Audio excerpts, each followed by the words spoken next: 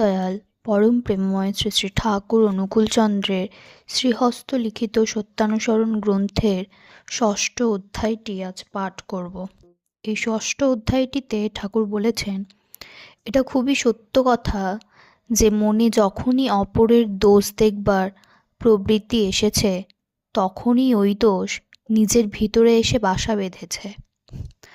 তখনই কালবিলম্ব না করে ওই পাপ প্রবৃত্তি ভেঙে ছুঁড়ে ঝেঁটিয়ে সাফ করে দিলে তবে নিস্তার, নইলে সব নষ্ট হয়ে যাবে।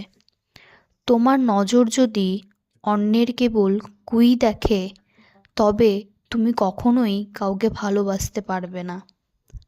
আর যে সৎ দেখতে পারে না, সে কখনোই সৎ হয় না।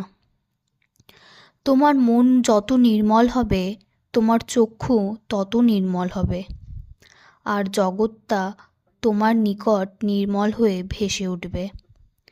তুমি যাই দেখো না কেন, অন্তরের সহিত সর্বাগ্রে তার ভালোটুকুই দেখতে চেষ্টা করো, আর এই অভ্যাস তুমি মজ্জাগত করে ফেলো। তোমার ভাষা যদি কুৎসা কলঙ্কজড়িতই হয়ে থাকে, অপরের সুখ্যাতি করতে না পারে, তবে যেন কারুর প্রতি কোনো মতামত প্রকাশ না করে, আর মনে মনে তুমি নিজ স্বভাবকে ঘৃণা করতে চেষ্টা করো এবং ভবিষ্যতে কুৎসা নরক ত্যাগ করতে দৃঢ় প্রতিজ্ঞ হও। পরনিন্দা করাই পরের দোষ কুড়িয়ে নিয়ে নিজে কলঙ্কিত হওয়া, আর পরের সুখ্যাতি করা অভ্যাসে নিজের স্বভাব অজ্ঞাতসারে ভালো হয়ে পড়ে। তাই বলে কোনো স্বার্থবুদ্ধি নিয়ে অন্যের সুখ্যাতি করতে নেই, সে তো খোসামত।